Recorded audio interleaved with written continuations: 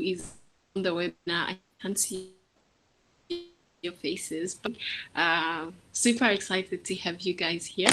Like Peter said, my name is Tafadzwa Bete Sasa. I am a high performance coach who is also the creator of the Goal Getter Planner. I'm the managing consultant of Goal Getter Consultancy. I'm sure by now you've figured out that I'm all about goals and getting the goals. So I'm also a founding partner at the Training Leaders Consortium, which is the organization that is hosting today's webinar. I just thought that I was also going to mention that I've also led various teams of volunteers who sit in different spaces across the country and across the world as a member of Junior Chamber International and the Wealth Global Shapers community. So I'm particularly mentioning these two because they have given me a lot of experience in terms of managing teams that are sitting across different spaces in remote working, but also under sort of like very uncertain circumstances because of our different cultural dynamics. Then my partner who's joining me today is Yuna Hammond Musuka. Yuna is a team builder and a trainer, also a performance coach and a motivational speaker. She's the founder of Aligned by Design. She is the lead consultant of Training Leaders Consortium. She's the curator of the Best Boss Squad. So for the guys who are here, the managers who are here, Yuna runs an community which is called the Best Boss Squad. And she's also the team leader for the ZAM Diaspora Executive. So now you might be a bit confused around, I said I run Go Getter, Yuna runs Aligned by Design, but we're both partners in the Training Leaders Consortium.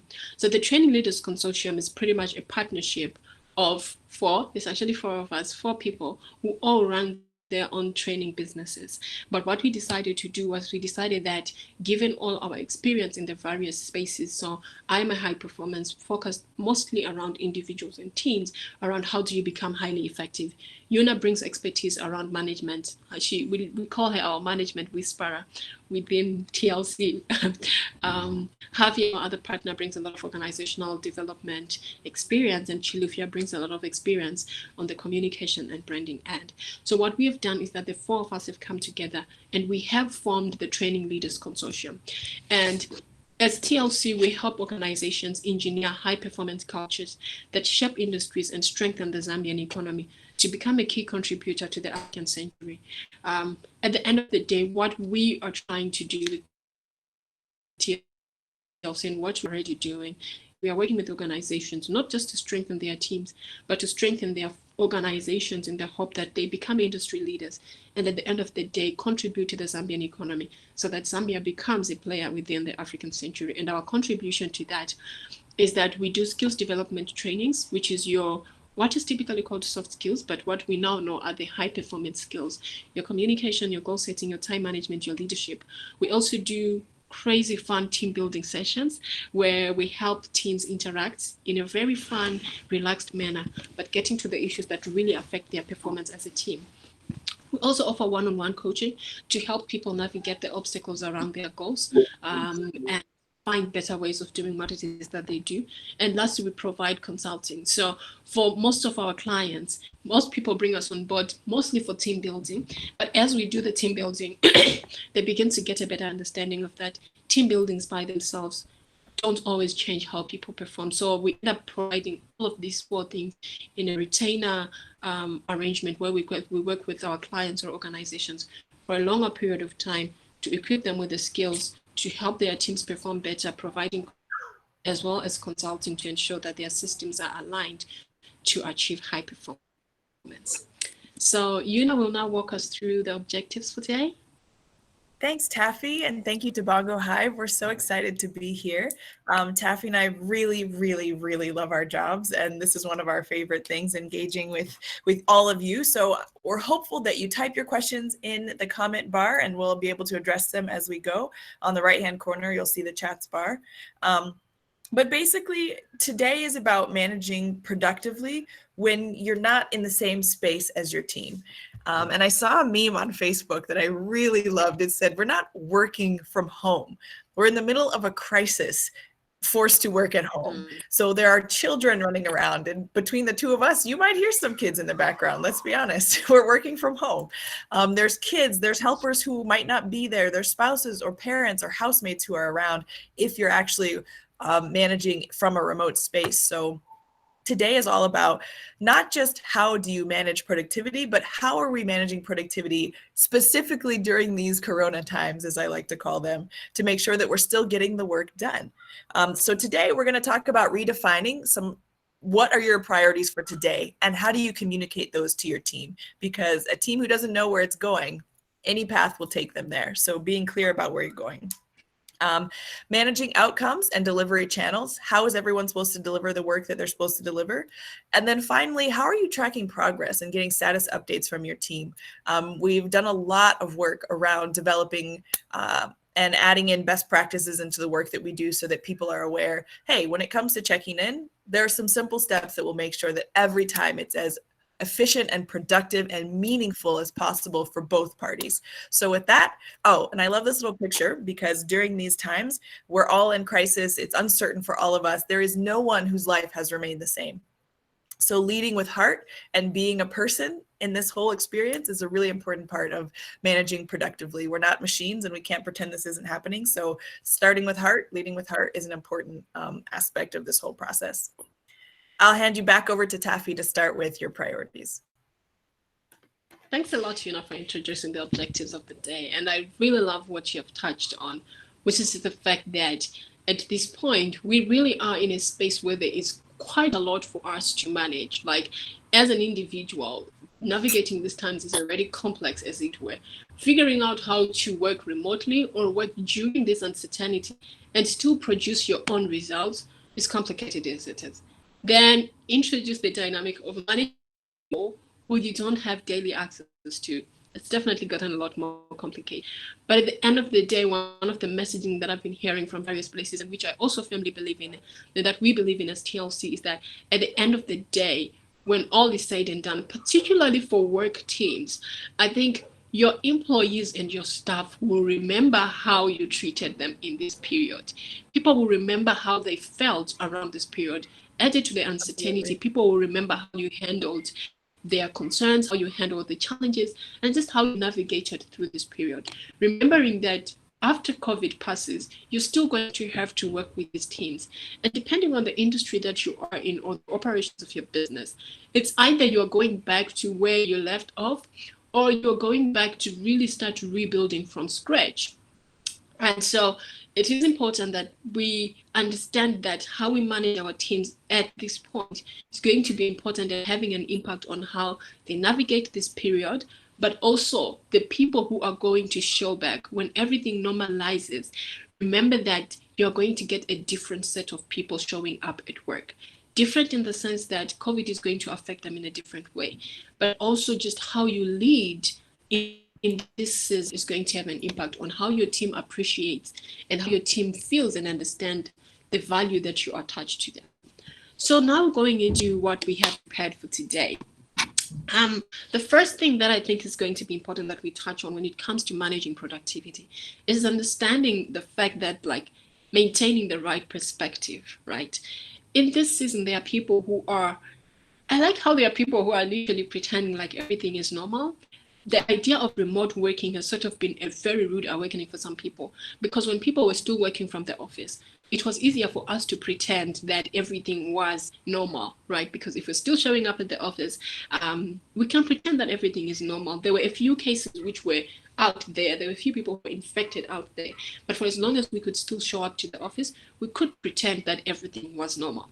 But now that things are starting to shift, people are working from home and all of these things, it's important for you to be able to maintain the right perspective. And I love this image here where it says, like, one guy is like half empty, definitely half empty. And the guy who is not, whose head is still in the water is like, you just being a pessimist. For me, this is just a reminder that we are all being affected by this in a very different way, right? And from a management perspective, it's important for you to also understand the dynamics of what it is that your staff are dealing with. You might sit from a place where you're like, well, we've provided you with the resources to be able to work from home. We've given you a laptop, we've given you data. You should be able to now work from home. Perspective is going to be important for us to understand. Do you have a good feel of where your people are actually sitting? Do you have an understanding of what the reality of your people and your teams are as they go back home? Do you have a good grasp of what are the opportunities, but also what is gone. And one of the conversations we've been having with a lot of our clients, the team leaders for our clients that we work with, has been, do we have a good grasp of how COVID has affected your business? And yesterday, a session with one of my mentors, and he was talking to me about just the ability to be able to zoom out, right, and be able to step and say, for now, the reality is we might have sent our teams home. We might have to send our teams to work from home. We have less foot traffic. And it's easy for you to get caught up in this reality of this is where we are now. We are unable to do things. We are stuck. Staff can't come into the office. And that is real. That is a good perspective. That is a real perspective. But our first challenge to you is, are you able to step out and step back from everything that is currently happening?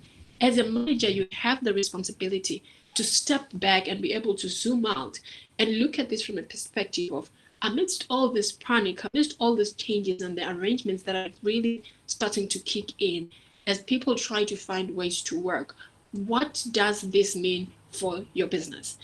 And I keep emphasizing the fact that as businesses are shutting down, as businesses are starting to close operations, as businesses are sending people to work from home remotely, it is always important to understand that not everything is shut down. My challenge now for managers especially is what still remains open. Yes, our operations have been affected. And depending on the industry that you're working on, for some people, this simply means that there is absolutely nothing that can be done. I'm going to share an example with you guys of how we went through this perspective shift around businesses. So in the second week of March, we had 2 clients write to us, and they pretty much canceled like 4 days of training. A lot of our work is actually training, full-on training, like physical, getting people into a training room or getting people outside, interacting with people. And so when people started taking measures to manage COVID, clients wrote to us and they were like, we will not be able to have trainings. And we're supposed to have trainings within the second week and the third week of March. And they wrote to us and they said, no, we will not be having these trainings. We are just calling you. We're going to ask you to postpone or to cancel these trainings. In that moment, the perspective around us was the fact that trainings have been canceled. There was nothing that we could absolutely do about that. Trainings have been canceled. And looking forward, in the times of social distancing, our physical trainings weren't going to happen. Our in-person trainings weren't going to happen. And we went through that phase of like, oh, operations are halted. People are no longer coming together. We will not be able to provide trainings. That was the perspective of being in this space. This is where we are right now. Operations are shutting down. Clients can't have trainings. That is where we are. That is the reality. But we then had to rethink and think about it from a perspective of our clients can no longer come into physical spaces to acquire trainings and skills, right? That is true. But at this point, now more than ever, there is a requirement, there is a hunger, there is a demand on the market for a specific amount, for a specific type of information around navigate uncertainty, around how to navigate remote working. And as we were able to shift and be able to zoom out of the situation, zooming out of the perspective of clients have canceled trainings, but as we zoomed out, we were now able to see, okay, as clients are canceling trainings, clients are now sending their staff home. People are having to navigate this uncertainty. Leaders don't know how to make decisions because there's so much uncertainty. And as we were zooming out, we were then able to recognize that there is still room for us to support people in creating high performance cultures, to support teams to still remain engaged, to support teams and provide this information and the knowledge that they require. So then it became an issue of how do we adjust to that? Understanding what is shut down and what is still open. In whatever business of work that you're doing, this is the time for you to be able to separate what you provide from how you provide it. There is a chance that what you provide is still required. And now it's just a time of shifting. How do we provide what it is that we are providing? So the first thing, like as a summary of the perspective thing, yes, things are shifting. Yes, it might feel like we're shutting down, but zoom out as a manager, be able to zoom out and see how do we still provide what it is that we are providing outside of here. So that is from an operations perspective. From a management perspective, yes, you might be adjusting in terms of the things that you are able to do or unable to do anymore. But now more than ever is the time for you to practice other elements of managing people, things like coaching your staff through this period, things like people development. This is a time for you to help your people develop other skills. This is the time for you to become the biggest cheerleader, motivator, and encourager for your teams to help them navigate this period, right? And the last thing that I want to talk about in terms of what is shut down and what is still open is your people's well-being. Even though your people are now at home, even when people show up to the office, their mental and emotional well-being is in a very different place. So as you lead and as we manage productivity, I just wanted us to emphasize and understand the fact that our operations have changed, our management style needs to change, and people's well-being and availability has changed. And so it becomes important for you as a manager to always ensure that as you're managing productivity, which you mostly look at from a perspective of operations, begin to think around, how do I need to adjust my management at this period to ensure that my people can remain productive, but also how do I adjust the way that I even give people work or expect work back from people. So that was around perspectives. In this period, as we are managing perspective, yes, keep an eye on operations, but begin to think around how do we shift the way we deliver what we deliver, but also intentionally shift, how am I managing my people when I'm not always engaging with them? And lastly, how do I support my people's well-being?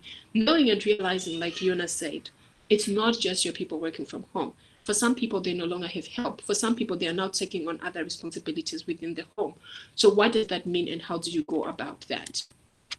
And just now in terms of the idea of what do we then focus on? Yes, the idea is still productivity, but which kind of productivity are we focusing on? One of our favorite analogies in TLC is just the idea and the thinking around the fact that most of us right now are piloting planes we didn't sign up for. We signed up to manage people remote in the office in times of uncertainty. And now here we are. We've been thrust with an airplane. There's an airplane that we need to land. We need to manage and lead our teams through this period of uncertainty.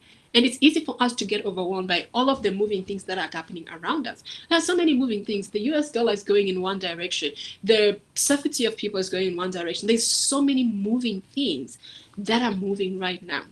And one of our favorite ways of helping managers to center and to focus is being able to ask yourself, what are the three most important things that you need to focus on? If you were flying a plane, for example, the things that you need to focus on is just understanding which thing do I need? What do I use to move to the left or to the right? What do I use to move up or down? And maybe lastly, when we are about to land, how do I bring up the wheels and how do I navigate this plane, right? So pretty much being able to figure out and understand what are the risks that we have and how do you navigate your way around to ensure that you maximize on these risks, and what are the opportunities and how do you move your team and your people to ensure that you leverage on the opportunities or leverage on your strengths and maximize on the opportunities that are coming up. And if you do need to have a landing, how do you bring out the wheels and the gear to ensure that you actually land, right? So at this point, we'd encourage you to remove distractions as much as possible. You can't focus on everything at this point. And it would help you as a team leader to focus on just 3 things at this point. And how do you decide the 3 most important things for your team to focus on? There are different ways of looking at it, but mostly, realistically, what are the ways that this could end? When COVID started, there were so many facts and myths going around, and for some reason we thought that we wouldn't have to come to this place. Even at this point, we're still unsure of how this will actually end. Might end in a lockdown, might end in a 21-day lockdown, like some countries have started with. It might end in a month's lockdown. It might end in a 3-month lockdown. We don't know how this is going to go. As a leader, it's important for you to have the hard conversation around how might this end? What is the worst case scenario? And what will that mean? For a lot of organizations, there is talk about making people redundant. There is talk about narrowing down in terms of making the teams as lean as possible. And the conversation even around that becomes, do I release more people or do I maintain the same number of people that I have, but at a lower remuneration or benefits or whatever it may be? Your team is going to take a hit. As a leader, take charge and take stock of what might those hits be. And once you have a clear understanding of what those hits might be, your next 2 questions then become, what are the 1 to 2, 3 things that could really take us out in this period? For some people, it's cash flow. For some businesses, it might not be cash flow. Like some businesses might be able to survive on the cash flow that they currently have. But the question is, what are your competitors doing, right? So being able to focus and narrow down on what could take us out during this period and how do we cushion against it, but also being able to look on the upside. What are the 3 things that we focused on, our strengths that if we leverage right now, they might give us a fighting chance? In terms of businesses and operations, we have said that some operations are going out of the way. You are not able to operate as you used to. The thought then becomes the fact of you understanding what else can we still leverage. This is a good time for you to plan. It's a good time for you to review how well have you been doing in the past few months. It's a good time for you to understand what are the opportunities and what are the possibilities that are in this place. And I'm sure some of you are beginning to think, okay, so how do we go about this? As TLC, one of our things is that we combine a lot of our knowledge facilitation, but with a whole lot amount of coaching practice, because we cannot tell you the specific things that are up to your industry. We can't tell you the specific answers that are going to solve your industry or your management dynamics.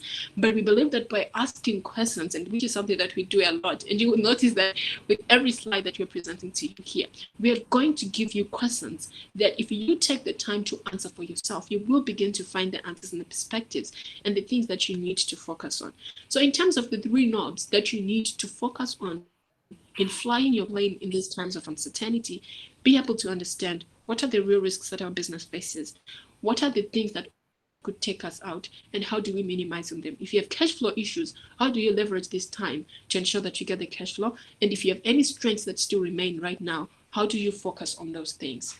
So I just wanted to throw in 2 things really quickly. One, you might wonder like, okay, how does thinking about my business and how does thinking about risks and all these different things, how does that help me manage my staff productively? But when you're able to bring a little bit of confidence and a little bit of vision and a little bit of planning into a situation, it really helps give your team a little bit of comfort to say, look, my manager, my boss has thought through some of these things and we're working hard to mitigate it so that we can all keep our jobs. So just to like bring it back together of like, wait, but I thought this was about productivity. Well, when you know, what should I be focused on? What are my priorities?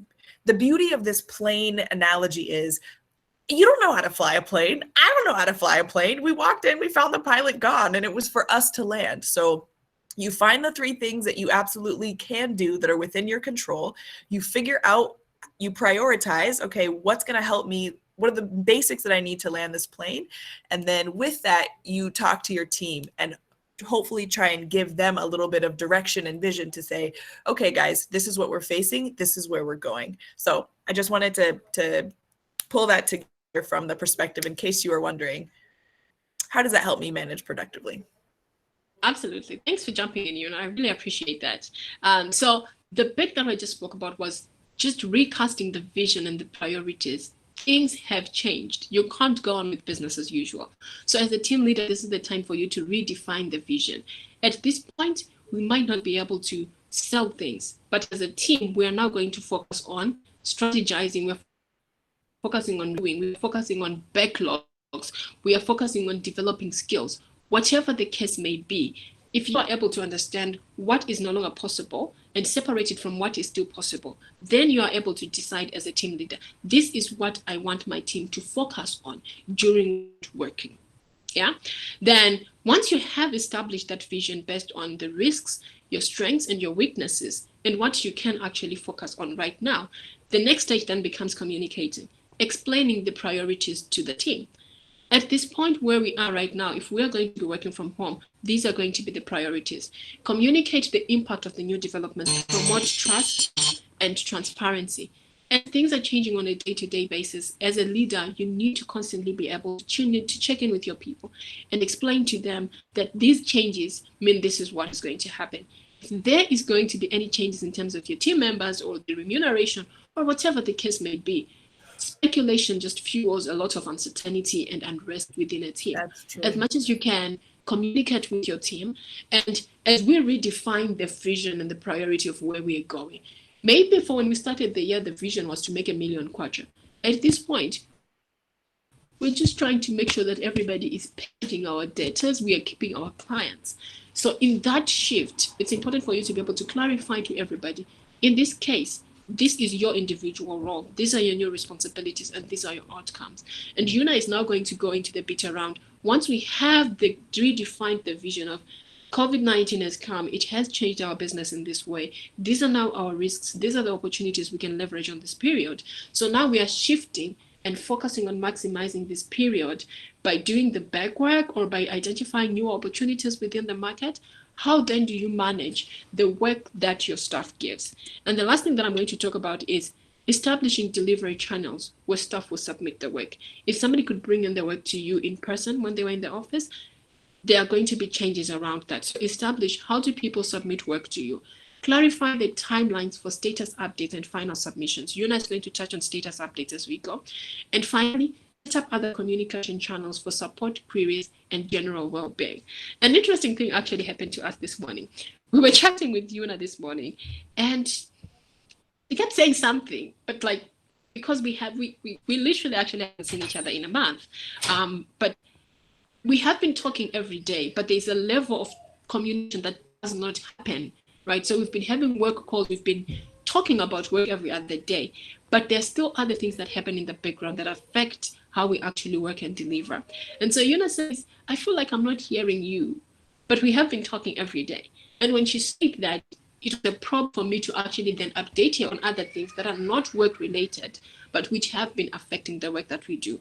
So set up other communication channels for support, queries, and checking in with people on a general well-being.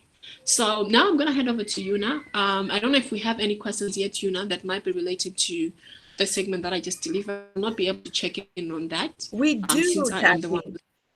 This one's a little bit HR related, but it's a really good question nonetheless that I think from our own perspective we can answer. So Tao is asking, considering the 8-hour working contracts could be difficult to fulfill due to all the distractions at home, are there any legal labor implications in implementing flexi hours?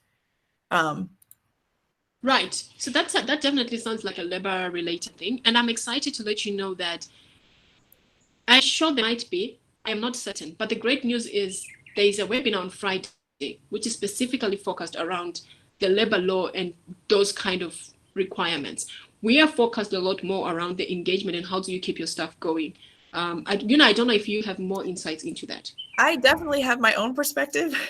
I think given that we are trying to work from home, it's not like, okay, I've got a home office where I'm separate from the family and I go there and I do work and I can keep business as usual. In my perspective as a manager, there is no way that anybody on my team is working 8 hours a day during these Corona times. Like, it's just not possible. So regardless, okay, labor law, I don't have your answer to that, Tao, I'm sorry. But from my perspective as a 10-year manager, I would say, look, be aware that my staff are not working 8 hours, but 2, really push them. And I'll give you some tips in the next section for how to make sure they're working on really clear outcomes. Really push them to say, look, if you only get in, okay, I won't tell you a certain number of hours, a certain chunk of work a day, fine. I need from you these 4 things by the end of the week, or by the end of the day, I need these 2 things. Just be really clear about the work that you want done, because let's be real, even in the office, ain't nobody working 8 hours a day.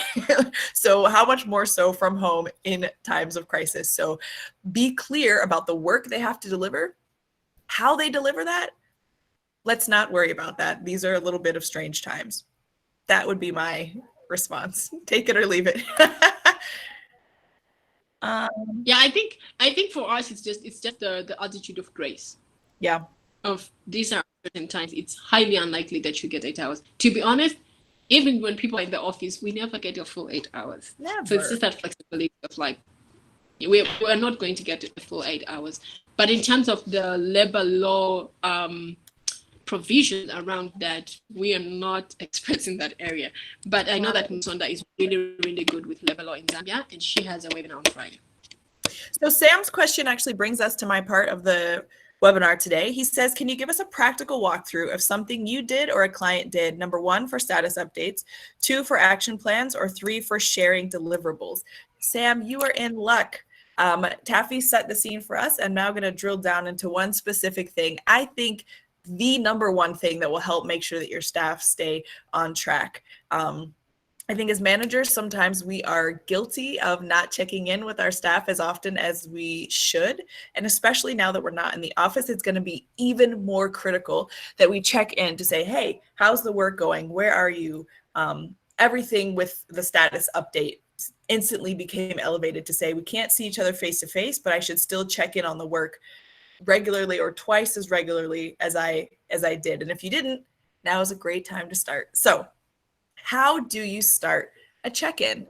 Go ahead, Taffy. I love this little picture because it's listening to the heart. You start with heart. Yes, I'm responsible for delivering work and I'm responsible for you delivering the work. But guess what? You're a person who's dealing with all of the complexities that we mentioned before. Kids are at home. You have to keep them busy somehow. Maybe your helper's gone. Maybe your spouse is around. Maybe your mother-in-law's in town. There's a whole lot of things happening. So the first question in a status update during these times is, how are you? Taffy, how are you? Taffy gives me some answer. Maybe it's like, oh, I'm fine. Say, okay, how's your mother? I know your mother-in-law is in town. How's she doing? How's Daniel? Is he bored yet? So if I know the names of your family members, or that you have a housemate, or that your mother-in-law is in town, I need to ask you, how are the people that you care about? Right? In our radio show on Wednesdays on Capital FM, Taffy shared really vulnerably last week about how this has all impacted her, and talking about fear and death and what could happen in the future and how she's managing that in her own life. Well, guess what? Taffy's not alone. Yeah, you're responsible for getting the work done, but you're dealing with a human being. So first off, start with heart, engage the human being first. So how are you? Second, how are the people that you care about? Mention them by name if you can. How's your brother? He's out in Kitwe, right? How's he doing? Third thing, how are you taking all of this? What's happening in your world? Maybe you checked in last week, so how are you taking it all this week? Hear from them. I'm a little bit more anxious than I was last week, or like, since our last chat, I feel really good actually. This happened, that happened. Leave space to engage as humans because we don't know people's social situation. Maybe they are desperate to have an intimate conversation about how they're feeling and nobody's actually stopped to ask them. Maybe they want to share that something good happened, but engage the human being first. So how are you? How are the people that you care about? How are you dealing? And ask this in your own way, because if you ask in my words, it will sound contrived. Be genuine.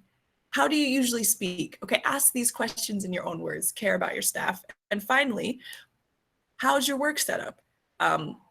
It will be important to check in and see where and how your staff are working. I heard some really great tips from a couple businesses who let staff take home. For example, Bongo Hive, let staff take home like desks and chairs as needed to be able to set up to work from home, because working from your couch or the floor or your bed, not really that productive of an environment. Plus you're sitting crunched and it's just not a great space to actually get work done. So finally, how's your work set up? Where are you? You might ask, what could be a better setup for you? How might you minimize those distractions? I'm distracted. Okay, what could you do? I could face the wall. That's a great idea. I could go outside and work from a chitange. I could help ask them, okay, what's going to make it better for you? How are you going to minimize some of those distractions in your space?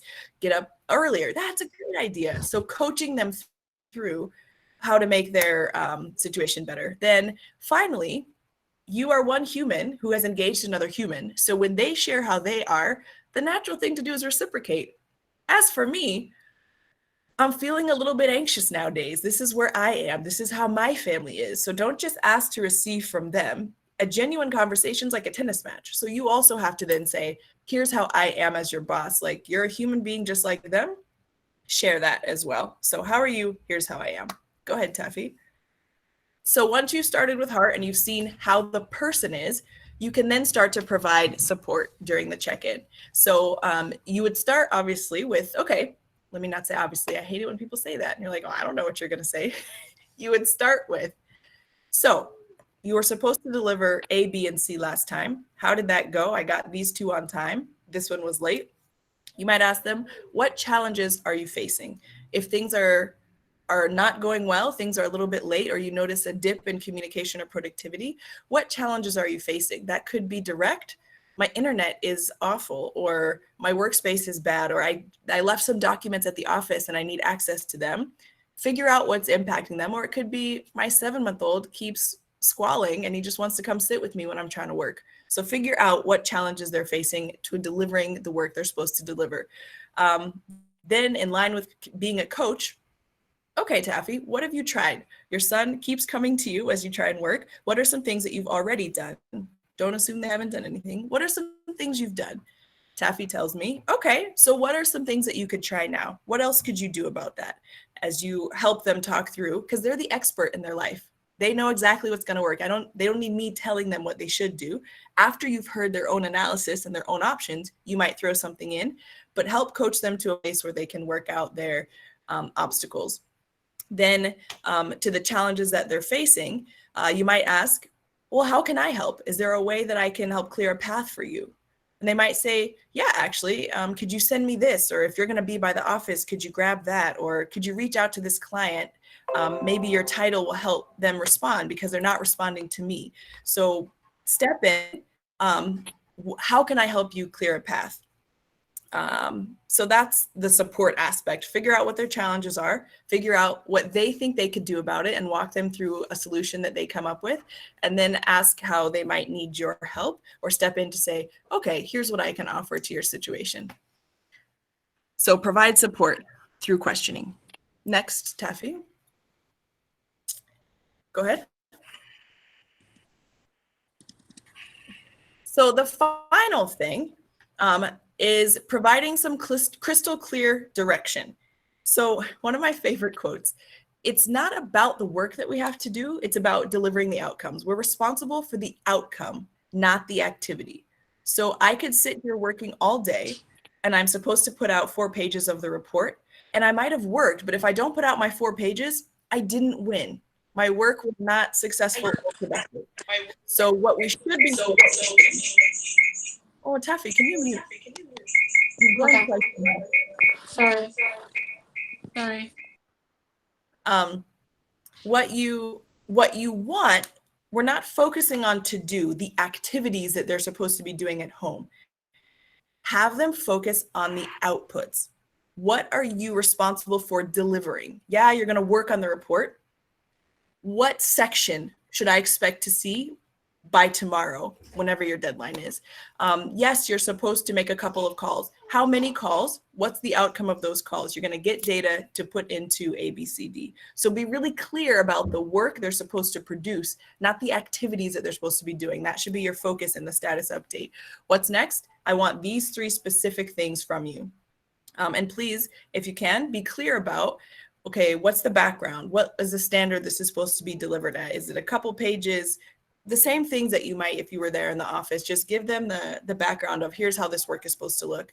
Then finally, a clear deadline for each of those outcomes. So if you want those 4 pages of that report to me, do I want that tomorrow? Tomorrow at 15, tomorrow at close of business. Specific output with a specific time, and then finally a specific way that they're supposed to submit. That's supposed to be through email, or let's have a call about it, or whatever the avenue is that they're supposed to submit it to you. But what you want to manage productivity from afar is proof of progress. I need to be able to see part of that report. So as much as it might feel like micromanaging, especially if you see that your staff are struggling to still produce, okay, let's break that report down. It was due Friday. Tuesday, send me what you've got. By Wednesday, I should have at least half. And then by Friday, I should have the whole thing, just to help them stay accountable and focused during this time to specific outputs that their work is anchored towards. Sam, I'm really curious, does that at all answer what this is gold? Yes, Sam. Yes, I'm so happy to hear that. Please post more questions. We've left 15 minutes to discuss whatever other questions that you have. You can unmute your mic and ask. You can post a comment, but we'd love to hear from you. What other questions might you have about managing productivity or priorities or any of the things we talked about? Thanks a lot, Yuna, for that last bit. Yeah, so pretty much this is sort of the things that we wanted to cover and we were able to cover in this segment. Just being able to redefine what should your team be focusing on at this period, clarifying what everybody should be delivering, extending the grace and caring for the human being because we are going through a crisis, and those ways of creating status check-ins and supporting people throughout the process. Thank you, Yuna and Tafadzwa. So Hi, maybe, guys. okay, you may go ahead. Oh, sorry to interject you, Peter. Can I go ahead? Yes, go ahead. Okay, all right. Hi, Tafadzwa. I know we're due for a call tomorrow. Hey, Sam. How are you doing? Good, thanks. Thanks for joining. No, thanks. Thanks, guys, for the presentation. Super, super helpful. I just had a question around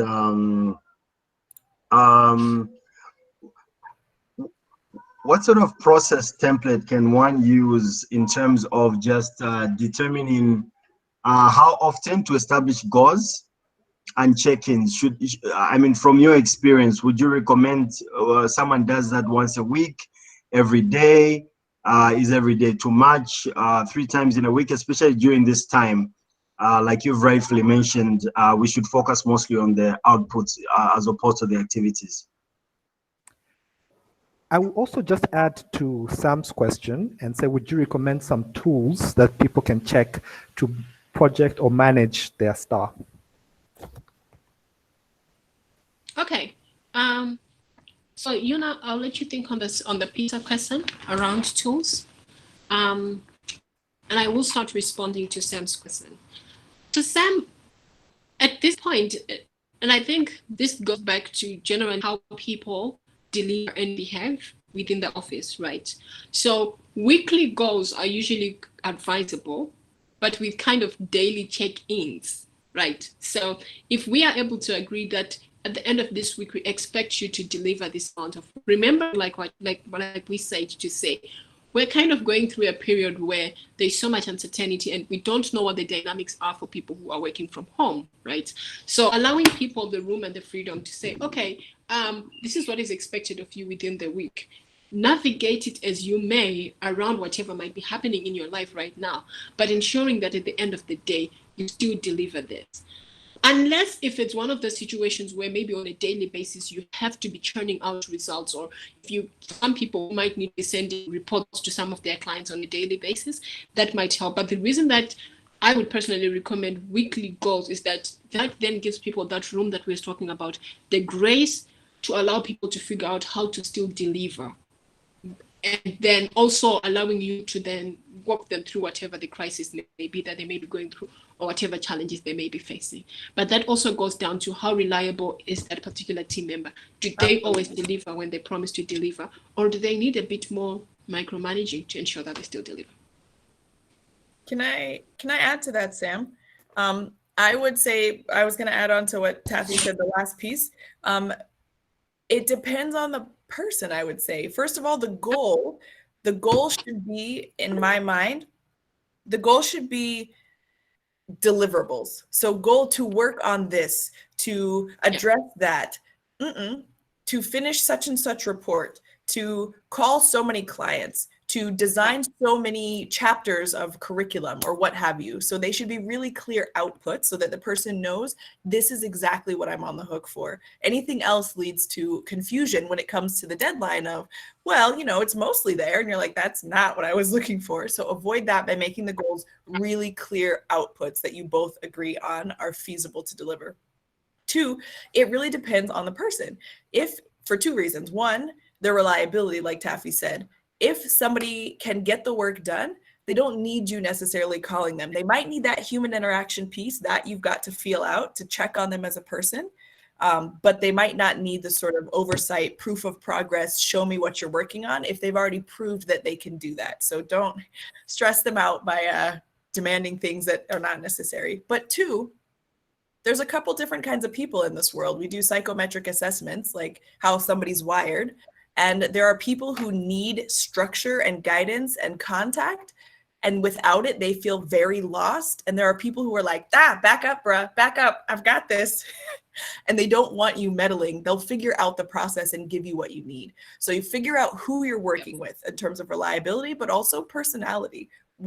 Yes, you might view it as a gift to lay up and not talk to them as much, but they might view it as he's left me to drown and I have to then figure it out. So know who you're talking to. Especially in times of remote working. There are people who, if they see you in the office every day, they can see that, you're seeing them, you're supporting them. So it might be necessary for you, even if it's just a human check-in, just so people know that you still have them. We are at a time where some people are even concerned about their job. So if they don't hear about you in 2 days, they're like, so am I fired? Do I still have a job? So am I fired? So please keep showing up for them. Keep letting them know that they're still on your payroll. And then in terms of... Oh, sorry, Peter's question. We have another question. Sorry, I forgot about Peter. Okay.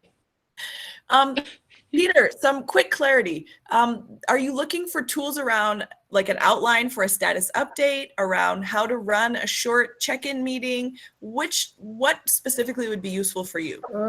Yes, so what I was driving at would be, are there any applications, Trello, Zoom? How do you think this check-in should be done? Should it be WhatsApp call? Okay, thanks for that. So in terms of reporting for work, I might actually ask you, Peter, to jump in and tell us, because I know that you guys at Bongo have used Slack a lot. You could quickly give us an overview of how that works out in terms of, I know that you guys post a lot of your updates and work on Slack. But in terms of the check-ins on the platforms that you use, at this point, we recommend that if you can, let people see each other's faces for the check-ins, for the human check-ins. And then you can also establish different channels for different check-ins, right? So at this point in time, these are the times where for some people working from home, they don't have as reliable internet. So they're not always going to be checking on their emails. So as you decide the channels that you use as a team, establish and check with everybody, what would be the most easy thing for you to look at? Some people might be generally good with WhatsApp outside of crisis, but because we are now trying to avoid the negative news of crisis, some people might be checking their WhatsApp much. So just check with people, what are the channels that work best for you? But we definitely love Zoom, we love Google Hangouts. Even WhatsApp works well. Emails, please follow up an email with a message. Somebody might not be checking their emails as much. Peter, you can give us an overview of how Slack has been working for you guys and how people can use that. I mean, Slack has been working very well for us as Bongo Hive, and then also as I'm in the entrepreneurship department. So we check in every day at 3 p.m. For about 30 minutes. We have a Google Hangout with the video on, and just to find out, and it's not even work related when we do check in. It's just how somebody's doing, what they're up to, any concerns they have, and also any assistance or any challenges they're facing that any of the team members could assist with. So we've discovered that, and of course there's WhatsApp groups. So we use a combination of tools and applications to assist with the check-ins. Great. There's another question, but I would throw out quickly. This type of check-in that I'm talking about is more of like a weekly, bi-weekly, how are you? What are the outcomes? What are your challenges? That absolutely should be done as face-to-face as possible. So if you have access to video, do that. If not, a call is the next best thing. A lot can get lost in translation over text, like tone, body language, those things. So I would definitely say this type of check-in that I've highlighted should be in person as much as possible, in quotations, in person. But the check-ins throughout the week can definitely be over Slack or WhatsApp or other avenues. I think now is a great time for teams to start using applications like Trello and Asana and different things. They are a little bit heavy to get used to, but what better time than now to test it out and see if you really like it, because it is a way for a manager to be able to, like I have experience with Trello, and you could go in way too deep and it become unproductive. But if you use it at the right level where it's not every single thing has to be put there, it is a useful tool to be able to check from afar. He's ticked this, he's ticked that, here's what's left, here's what's not moving, here's what I need to check in on in the call. So you definitely have to monitor closely people's adherence to using the application, which might be difficult remotely, or it might go really well because we are remote. But now could be a great time to pilot and see how they work. I might recommend that, like just giving it a try. Chabota, are you there? She said the process you've outlined, or he, I assumed. Chabota says the process you've outlined is clear and well understood, but in a it's a he, okay. But in a self-steering environment, it's common that team members work almost in isolation. How would this process be best applied? Chabota, are you there to clarify? Yuna, please repeat the last part of I just asked if he's there to clarify. How would this process best be applied? In a self-steering environment, it's common that the team members work almost in isolation. How would this process best be applied? I need a little bit more clarity. I'm not sure I'm getting that question. Yeah. Oh, maybe he stepped away. Possibly. Could he be meaning the process that you were talking about, the steps that you're saying, find out how you are? Mm-hmm. And then the check-in. So maybe the question would be around people who are perhaps far away or work individually. Who don't necessarily work as a team? Yes. Okay, so yes, I'm assuming that this does then mean about the check-in process. I think it's absolutely still important, and especially if you know of anybody in your organization, it's perceived to be self-management. In a self-steering process, he says, it's perceived to be self-management. Chabota, you're welcome to turn on your mic yes, and ask the question for clarity.